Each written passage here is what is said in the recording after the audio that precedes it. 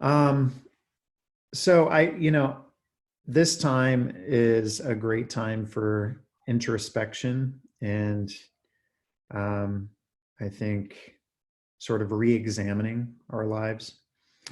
And I thought a great place to go would be Solomon and Ecclesiastes. And so many of us are going, I just sort of need to go back at my life, and I'm stuck at home, and everything that I was sort of doing by default, kind of running the rat race. Now I have a little bit more time, even if it's evenings or weekends that would normally be spent with all kinds of social engagements. I'm stuck at home. And so, I feel busier, honestly, with just stuff to do and work, but without much of a social life. And so, like many of you, if you have kids and activities, or you would have done something on a Friday night or Saturday or gone somewhere, now we're sort of in this spot where we're stuck in the same place. And it's allowed someone like me, who is sort of a go, go, go, do, ADD kind of person, to process and uh, rethink my priorities and all that kind of stuff. And I was inspired to just sort of read through Ecclesiastes and think about Solomon and his sort of testimony there. And if you don't know much about Solomon, please go back and read Ecclesiastes. I like to think of Solomon as sort of like I'll just pop up a image here. I think if we were to think of Solomon through like movies, that sort of thing. Uh, oops. We'd see Solomon maybe like a Tony Stark, or the other example that popped into my head is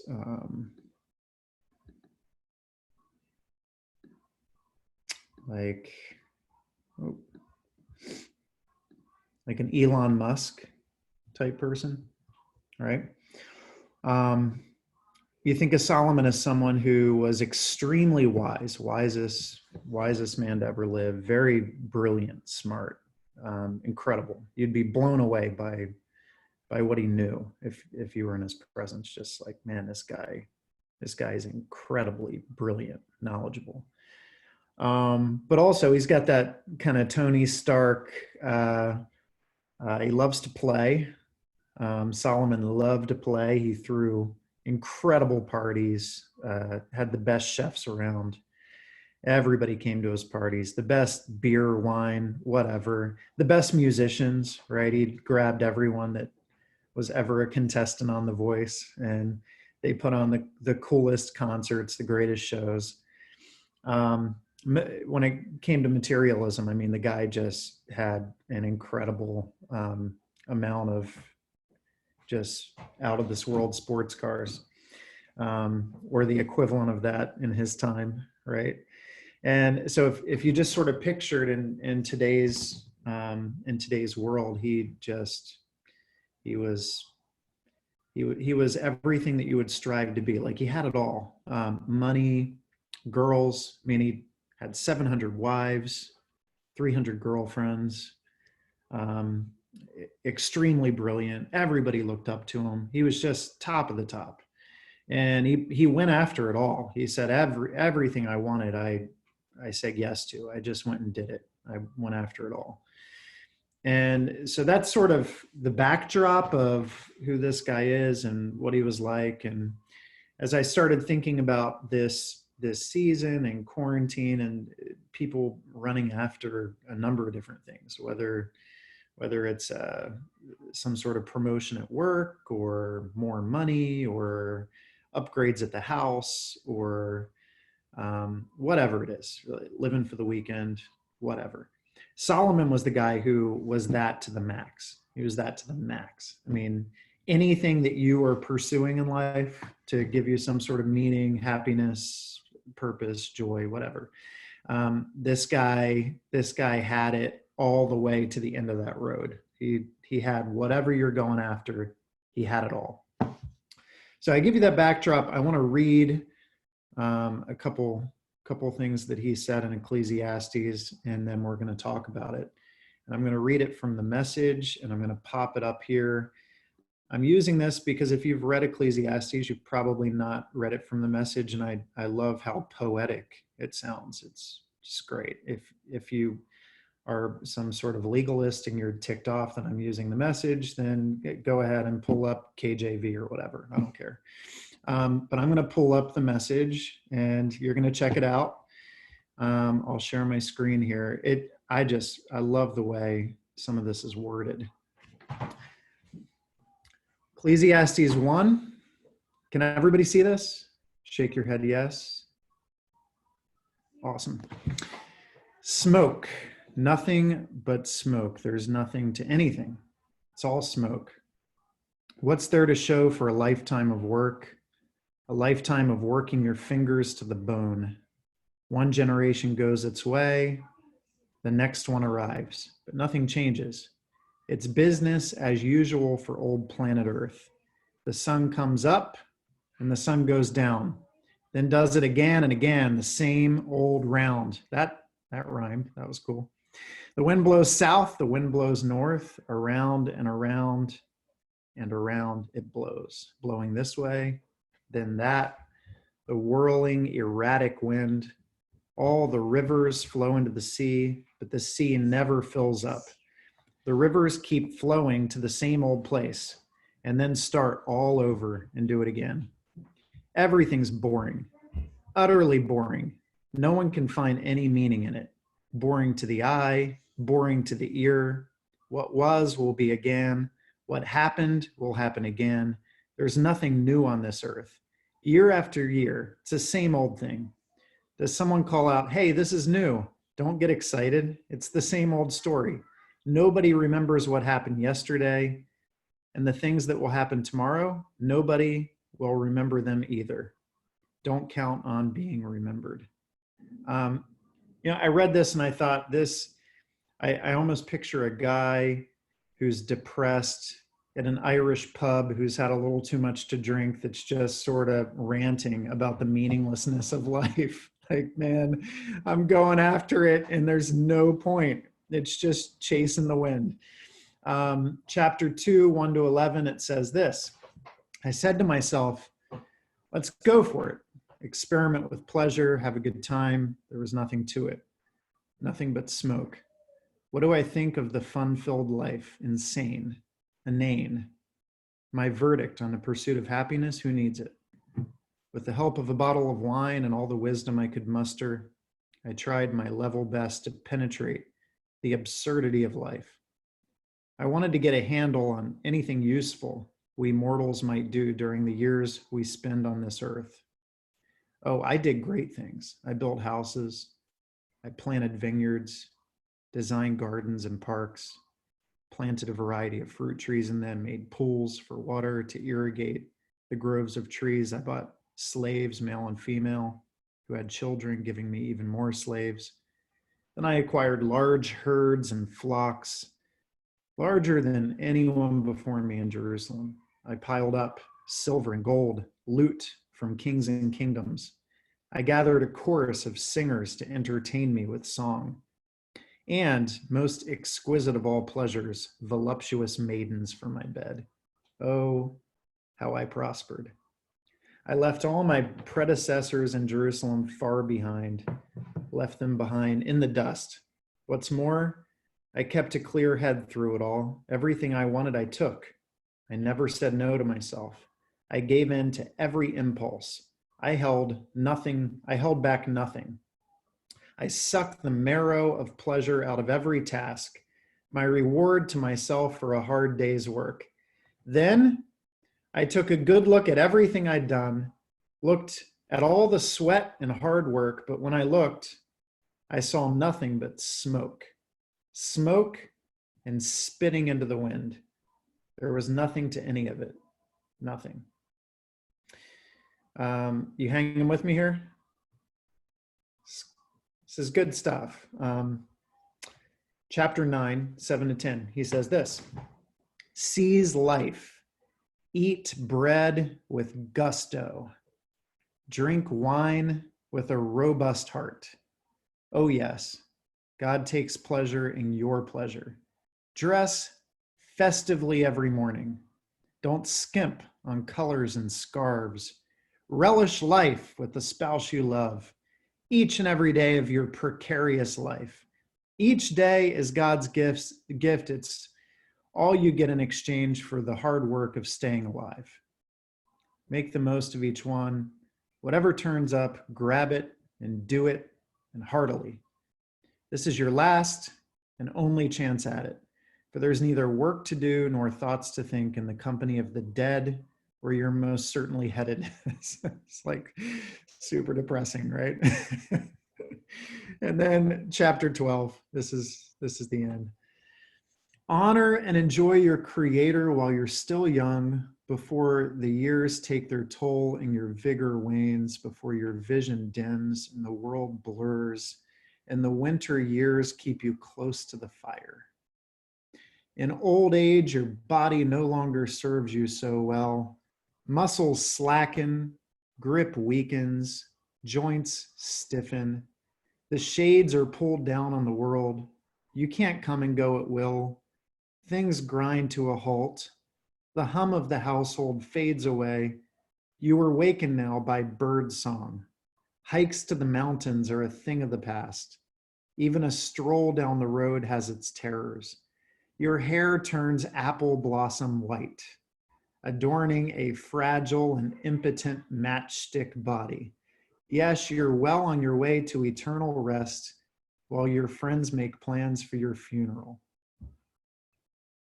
But regarding anything beyond this, dear friend, go easy. There's no end to the publishing of books, and constant study wears you out, so you're no good for anything else. The last and final word is this: fear God, do what he tells you. And that's it. Eventually, God will bring everything that we do out into the open and judge it according to its hidden intent, whether it's good or evil.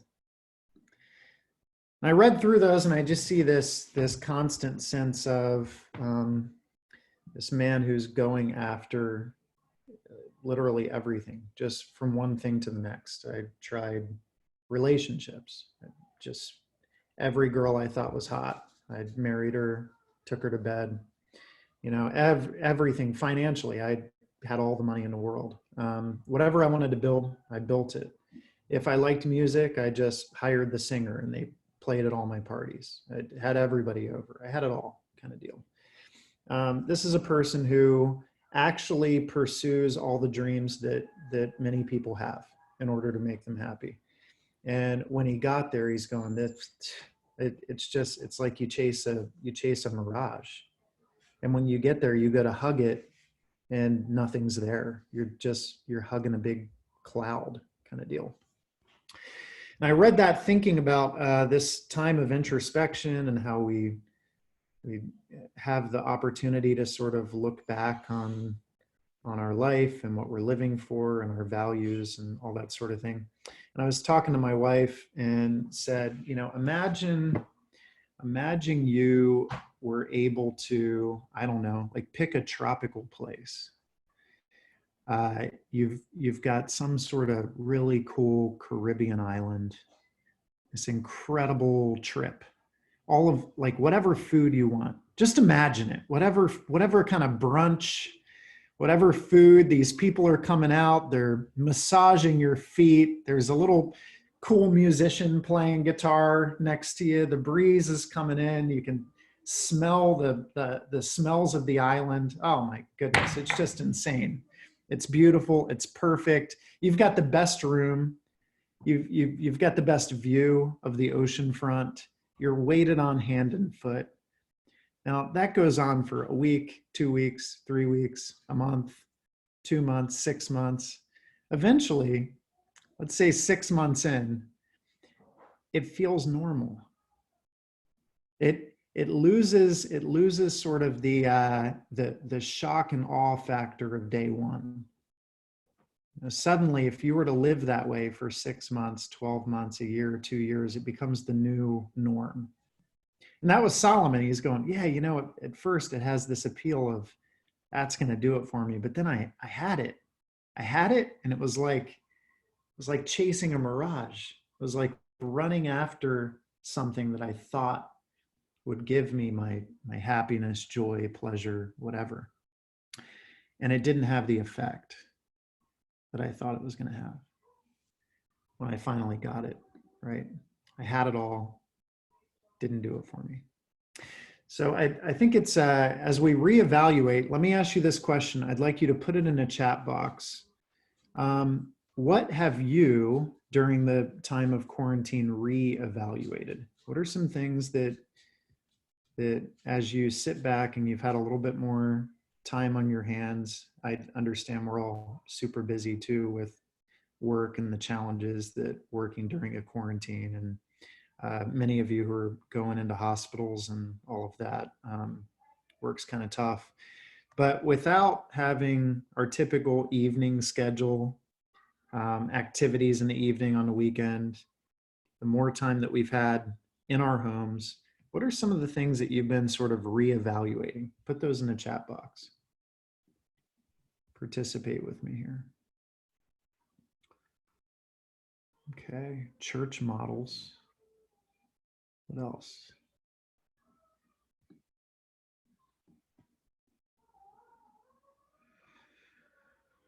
How much I need to spend cleaning versus time with people. It's good. I don't really need what I think I need. Shopping. It's truly important. Life goals, finances, budget, need of staying busy and more self-care, family time.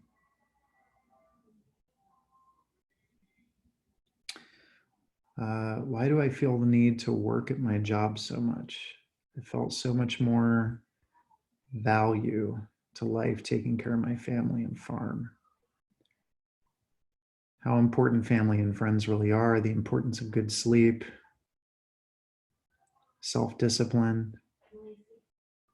I think we are more comfortable now. Introverts at it right all the time. Friendships. Good. Yep. So lots of sort of re-evaluating and thinking through what we're living for, what matters, all that kind of stuff. Now, I'm going to give you sort of the Solomon version of it, and he says, okay, you pursue friendships, and at the end of that road, all of your friends end up getting old and dying, or get whatever disease they get, or car accidents or whatever, and then you die, or your friends leave you or betray you or whatever. And so pursuing friendships is like a dead end. And then you go, okay, well, life goals. Well, if you achieve them all, I achieved them all. I'm Solomon. I've done it all. I have it all. I'm Tony Stark. I'm Elon Musk. I went down that road, had it all. Doesn't do it. Doesn't satisfy. I've achieved every goal. It's like grabbing a cloud. Then we say, well, family and kids and that sort of thing. And then your kids grow up and they're gone, or your spouse leaves you, or somebody dies, or whatever. So Solomon goes, okay, you chase all these things. It's fine. They're good. They're cool. I mean, he even says, enjoy life. And eat food with gusto, and wear your best clothes, and enjoy good relationships with people and all of that. But then he kind of takes it to the end of the road and says, but at the end of the day, we all died and our friends plan our funeral. And it sounds pretty depressing as you read it. But at the same time, it's sort of this re-evaluating sort of moment. And it caused me to ask the question of good gifts and enjoying the things that God has given us without sort of allowing them to be our sense of satisfaction or purpose in life, right? So I'll put it this way. I say this whenever I'm preparing people to get married, and I'll say my wife, come here, baby. She's gonna scoot right over here and join me. My wife is I enjoy her a lot. She's incredible. She's an amazing woman, and I am happy to say that she is not my source of joy or contentment or satisfaction in life. And if I put that sort of pressure on her, Jackie, you need to be my purpose in life and make me happy and satisfy me, No and pressure. and essentially be my God, right? Oh my gosh, that's overwhelming, isn't it? If she has to feel the pressure of being my source of joy, contentment, and satisfaction, that's a nightmare. If I have to be her source of joy, contentment, satisfaction, that's a nightmare. I don't want that kind of pressure to be the thing that fulfills my wife. Not only that, but I'm going to fail miserably at that. I'm just not going to do it. So if it would be an absolute disaster, it would be the worst. It would be the worst. In fact, I would say this: people who look for a spouse to satisfy them, a relationship to satisfy them, kids to satisfy them, whatever it is, they actually enjoy those things less. They enjoy those things less because there's a ridiculous amount of pressure. So if I am already satisfied outside of my wife, already satisfied, now there's no pressure. I can enjoy her, laugh with her without needing her to fulfill me, right? So if she has a good day or a bad day, if she's in a good mood or a bad mood, if I'm being a total piece of work even more than normal, it doesn't affect my sense of purpose, enjoyment. So my wife is really the cherry on top, but she's not what I need to satisfy me. Now, if you think about everything in life, right? I like a good craft beer, but if beer is my source of joy, contentment, happiness, my purpose in life, I don't enjoy it. It becomes a god. You become enslaved. Then you become an alcoholic. It actually ruins your life. The people that enjoy beer the least or the least are the ones that are addicted to it. It runs their life. They hate it. It's destroying them. It's killing them, right? So if you think about whatever it is that you find some source of pleasure in, like all of these different gifts, if they become gods, they're awful. Parents that put their kids on this, like sort of, they have to be my source of joy, happiness, contentment. The pressure that you put on your kids is insane. And they feel it. It affects the relationship. You can no longer enjoy them because you feel a sense of they have to accomplish this thing, or they feel the pressure on them, and there's tension, all that sort of thing. So the point is made that whatever we go after, Solomon went after all of it, does not have the ability to give us satisfaction, joy, meaning, purpose, whatever.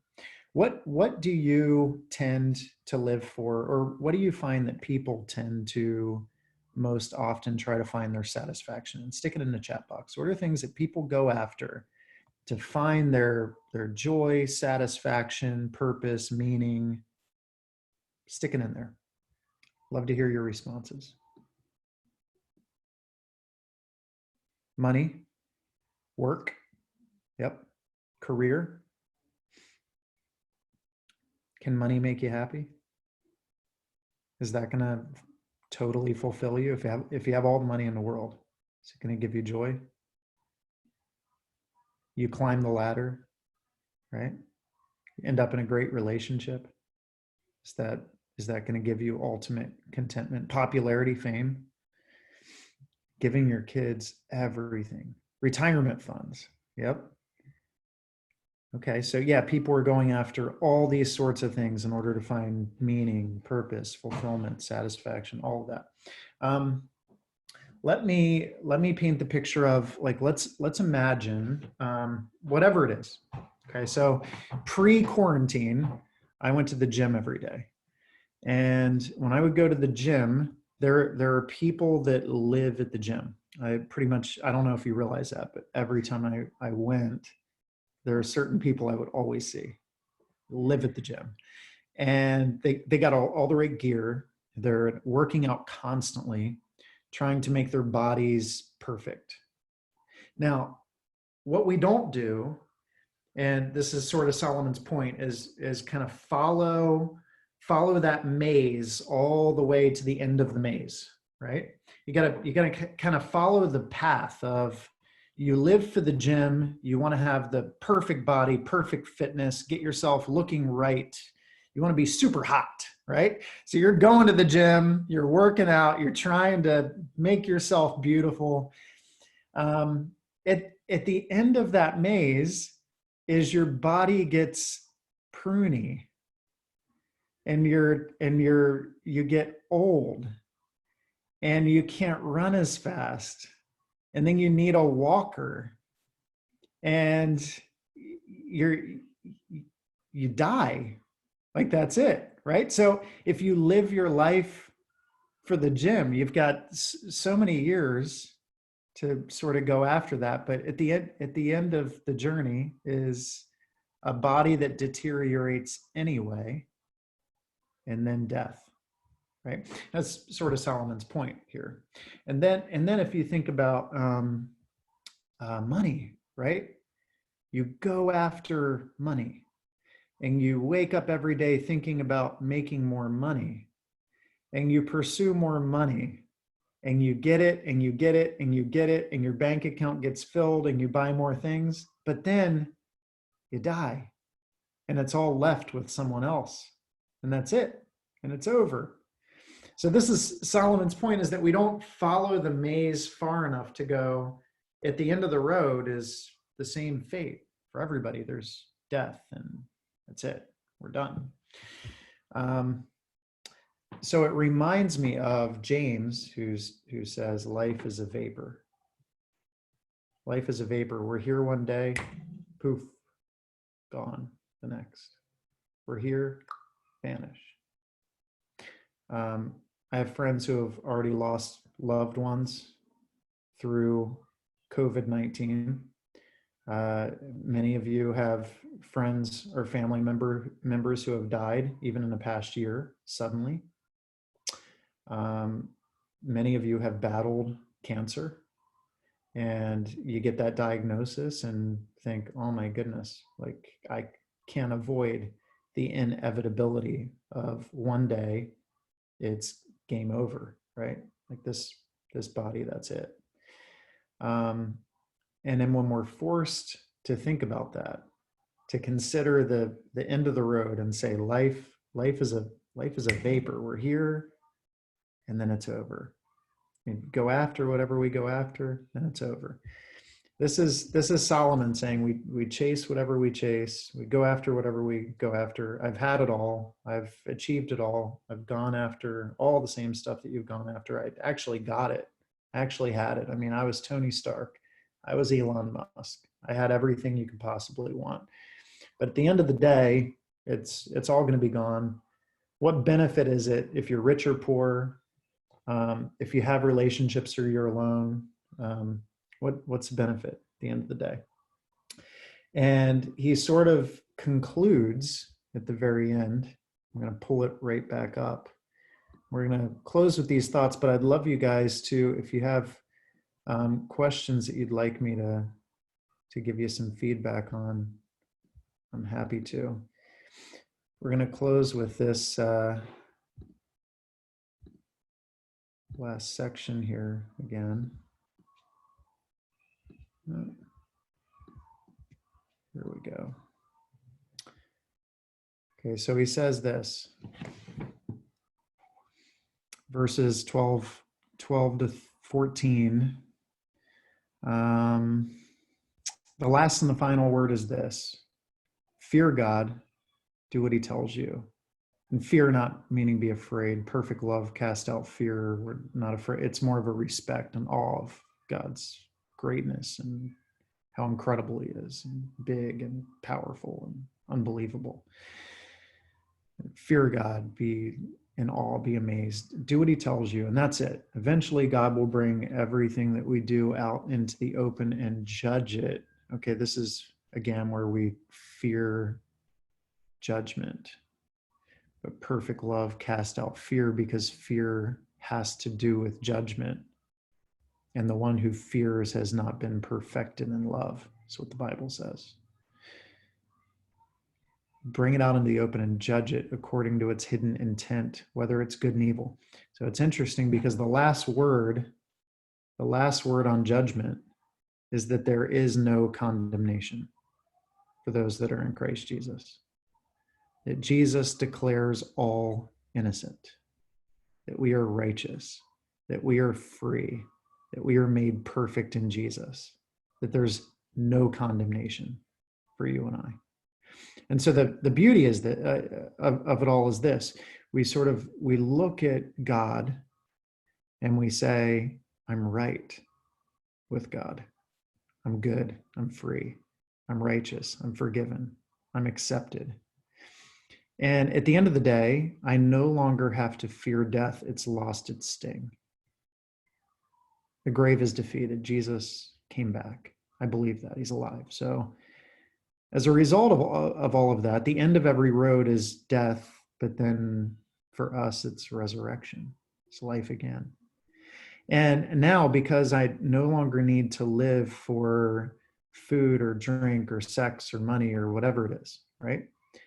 I have this bigger purpose where now, rather than needing any of those separate, isolated gifts to give me meaning, satisfaction, and purpose, I find my purpose in this vapor, smoke of a life, in this very fleeting life that I live. I find this purpose in a God who created me to live in relationship with him now and forever.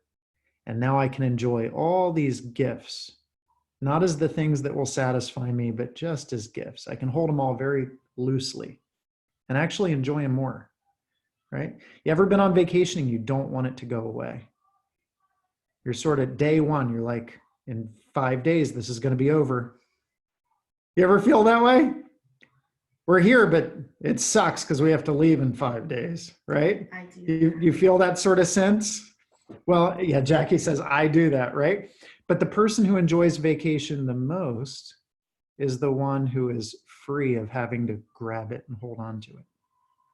There's this beauty of when I can let go of, I don't need the gifts to satisfy me, but because I'm content with my larger purpose, you actually enjoy the gifts more.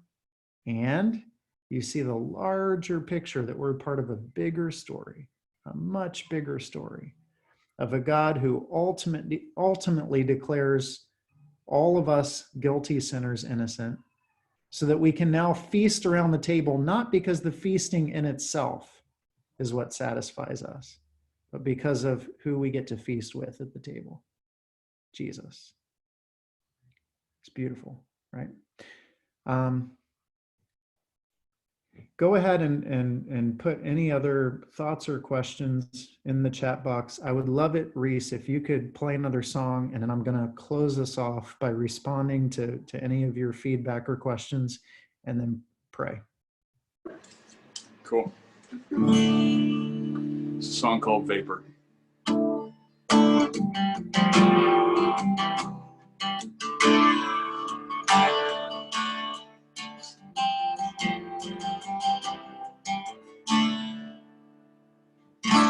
Sitting by his bedside, held his hand and kissed his face. But then he closed his eyes, watched him slip away. Seems like only yesterday he was young as I am now.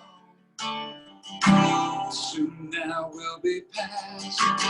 Yeah, time is turning fast. I wanna live, I wanna love, like one more day is never too much, never enough. I wanna drink it every minute that I can. Life is a paper, fire and paper. Gonna make the most of it before it's gone.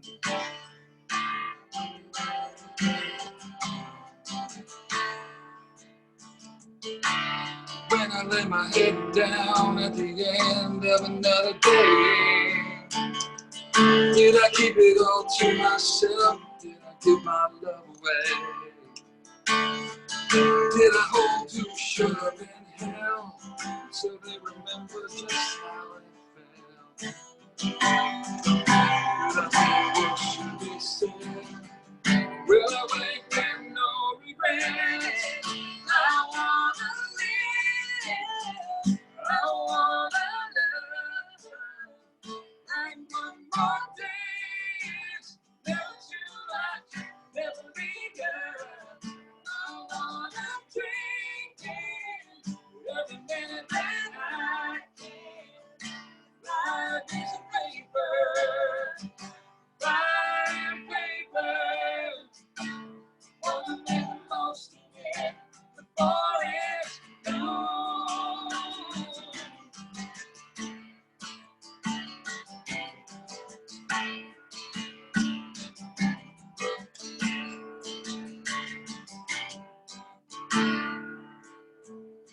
There was a man who walked the land centuries ago. He brought water to the thirsty heart, food to the hungry soul. He was here only 33 years, but his life changed the world. And he gave up all he had. I wanna be the legacy like that.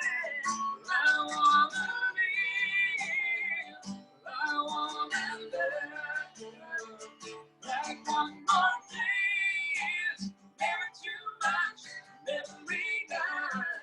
I wanna drink it every minute that I can.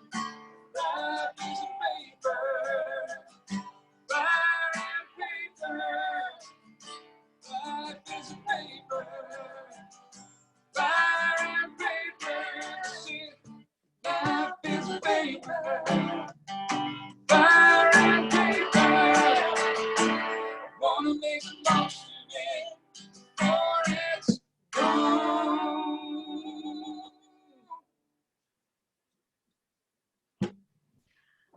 Awesome.